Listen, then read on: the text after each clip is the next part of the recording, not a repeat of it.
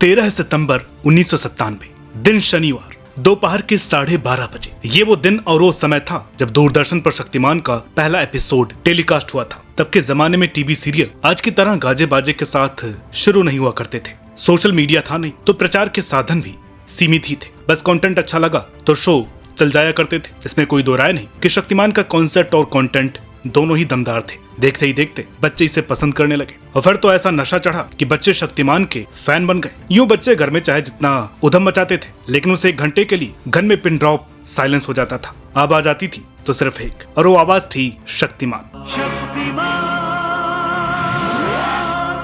इस शो की लोकप्रियता इतनी बढ़ी कि उसे संडे का प्राइम टाइम स्लॉट मिल गया, जिसके चलते दर्शकों की संख्या में जबरदस्त इजाफा हुआ। ये वो दौर था जब दुनिया टेक्नोलॉजी और ग्लोबलाइजेशन से रूबरू हो रही थी। हिंदुस्तानी बच्चों में हॉलीवुड की एक्शन फिल्मों और डीसी मार्वल कॉमिक्स का क्रेज था। इसके बावजूद शक्तिमान ने उन्हें अपना दीवाना बना लिया। चाहे शक्तिमान के हैरत अंगेज कारनामे हो, या तमराज कलविश का अंधेरा, गंगाधर की क्यूट हरकतें हो, या फिर गीता विश्वास की पत्रकारिता, सब कुछ आज भी दिमाग में छपा हुआ है। लेकिन कम लोग ही जानते होंगे कि ये शो भी विवादों से दूर नहीं रह सका था। लोकप्रियता के नए रिकॉर्ड बनाने के बावजूद ये शो कभी पूरा नहीं हो पाया। बीच में ही इसे बंद कर दिया गया। दर्शकों तक जब ये खबर पहुंची कि शक्तिमान बंद हो रहा है तो उनके लिए ये यकीन करना मुश्किल था। तमाम दर्शक तो शो के बंद होने के बाद भी ये आस लगाए रहे कि हो ना हो उनका सुपर हीरो, उनका चहेता शक्तिमान फिर से लौट आएगा। लेकिन अफसोस, ऐसा कुछ भी नहीं हुआ। दरअसल शो के बीच में बंद होने की वजह बेहद चौंकाने वाली थी। शो के खिलाफ साजिशें भी रची गई तो दूरदर्शन और मुकेश खन्ना के बीच डील भी फंसी। हालांकि जब ये शो बंद हुआ तब उसकी असल वजह पता नहीं चल सकी थी। लेकिन मुकेश खन्ना ने साल 2019 में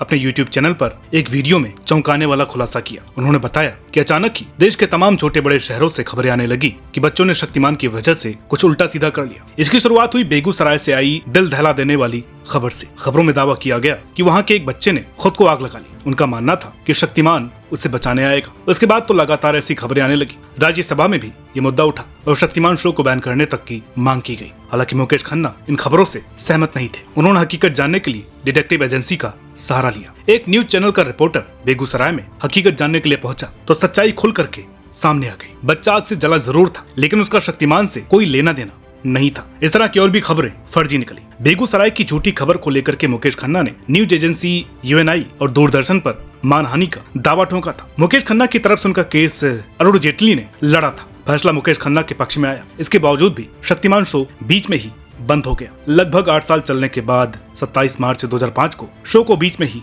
बंद होना पड़ा। हालांकि खबरों में ये बताया गया कि लगातार चल रहे विवादों के चलते ये शो बंद हो गए, लेकिन सच ये नहीं है। असल में इसके पीछे दूरदर्शन और शो के मेकर्स के बीच फीस का विवाद था। शक्तिमान जिस टाइम स्लॉट में शुरू हुआ था उसकी कीमत 3,80,000 रुपए चुकानी होती थी। शो की पॉपुलैरिटी को देखते हुए दूरदर्शन ने मेकर्स को संडे प्राइम टाइम में शो करने का सुझाव दिया। मेकर्स मान गए। इस स्लॉट के लिए उन्हें 7,80,000 रुपए चुकाने पड़ते थे। हालांकि मुकेश खन्ना तब हैरान रह गए जब कुछ ही एपिसोड टेलीकास्ट होने के बाद स्लॉट की फीस बढ़ा करके 10,80,000 रुपए कर दी गई। मुकेश खन्ना को यह भी पता चला कि दूरदर्शन फीस को बढ़ा करके 16 लाख करने वाला है। स्लॉट की बढ़ती कीमत के चलते मेकर्स को होने वाला मुनाफा लगातार घटता जा रहा था और जब उन्हें शो को चलाने में फायदे से ज्यादा नुकसान होने लगा तो उन्होंने शो को बंद करना ही ठीक समझा। 27 मार्च 2005 को शक्तिमान का आखिरी एपिसोड टेलीकास्ट किया गया। शो बीच में ही बंद हो गया और कहानी भी अधूरी रह गई। शक्तिमान शो भले ही बीच में बंद हो गया, लेकिन उस दौर के बच्चों के दिलो दिमाग में वो आज भी एकदम ताजा है। मुकेश खन्ना भी आज तक अपने उस सुपर किरदार को भूल नहीं पाए हैं। अपने करियर में उन्होंने 2 ऐसे किरदार निभाए हैं जिन्हें निभा करके वो आज भी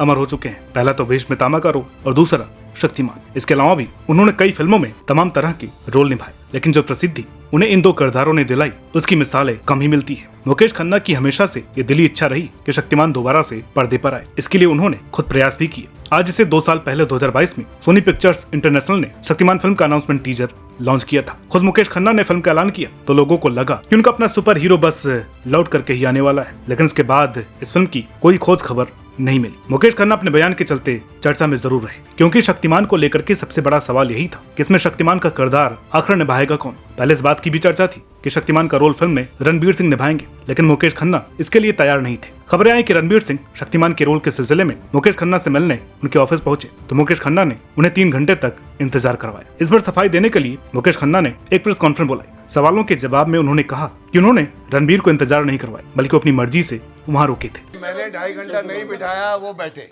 वो कहते हैं कि एक्टर अपना प्रोड्यूसर डिसाइड नहीं किया करते, बल्कि प्रोड्यूसर खुद एक्टर को डिसाइड करते हैं। प्रोड्यूसर कास्टिंग करता है, एक्टर प्रोड्यूसर की कास्टिंग नहीं करता। उनके हिसाब से रणवीर सिंह शक्तिमान का रोल करें ये कतई संभव नहीं है। बट आप बोलो वो बड़ा एक्टर है साहब, शक्तिमान के लिए बड़ा छोटा एक्टर नहीं चाहिए, शक्तिमान के लिए फेस चाहिए, शक्तिमान के लिए सिर्फ लगना चाहिए कि शक्तिमान है। उनकी माने कि रणवीर की पहले से बनी हुई इमेज है जिसके चलते वो शक्तिमान के रोल में फिट नहीं बैठते। मुकेश खन्ना ने शक्तिमान का किरदार निभाने के लिए टाइगर श्रॉफ को भी नकार दिया और कहा उन्हें शक्तिमान के किरदार में देख करके बच्चे बोलेंगे कि तू बैठ जा। वो टाइगर श्रॉफ को आज भी बच्चा मानते हैं।